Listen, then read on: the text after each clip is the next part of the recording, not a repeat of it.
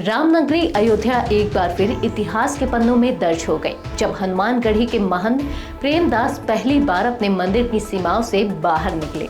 अक्षय तृतीया के पावन अवसर पर उन्होंने लगभग 30 वर्षों की परंपरा को तोड़ते हुए रामलला के दर्शन किए। हाथी, घोड़े, ऊंट और भक्तों के साथ सजे रथ पर सवार होकर निकले इस शाही जुलूस ने पूरे अयोध्या का ध्यान अपनी ओर खींच लिया। सरयू स्नान के बाद महंत प्रेमदास राम मंदिर पहुंचे, जहां उन्होंने रामलला को 56 भोग अर्पित किया। नमस्कार, मैं हूं विजय और आप देख रहे हैं यूबी न्यूज। आज की रिपोर्ट में हम बात करेंगे इस ऐतिहासिक पल की, जो न सिर्फ धार्मिक दृष्टि से बल्कि सांस्कृतिक और भावनात्मक रूप से भी बेहद महत्वपूर्ण बन गया। ये यात्रा लगभग 1 किलोमीटर लंबी रही, लेकिन इसके मायने बेहद गहरे थे। हनुमानगढ़ी के महंत परंपरागत रूप से मंदिर की 52 बीघा भूमि की सीमा से बाहर नहीं जाते।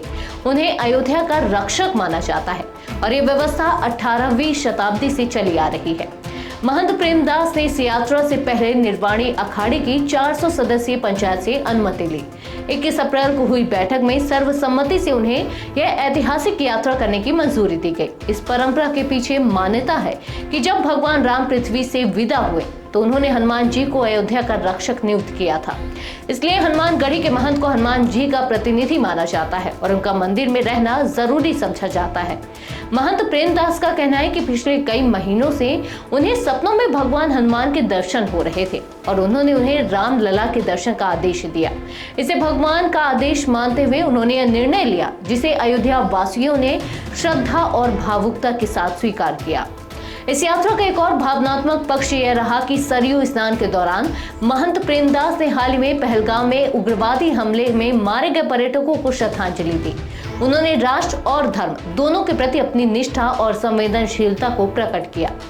यह भी खास बात है कि हनुमानगढ़ी ने हमेशा खुद को राम मंदिर आंदोलन से दूर रखा है। धार्मिक रूप से वह स्वतंत्र और तटस्थ रही है। 22 जनवरी 2024 को जब प्रधानमंत्री नरेंद्र मोदी ने रामलला की मूर्ति की प्राण प्रतिष्ठा की, तब भी हनुमानगढ़ी ने परंपरा और मर्यादा का पालन किया।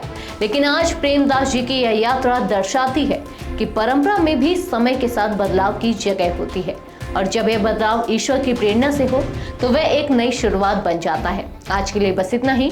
यूबी न्यूज आपके लिए लाता रहेगा देश विदेश से जुड़ी ऐसी ही तमाम खबरें। तब तक के लिए धन्यवाद।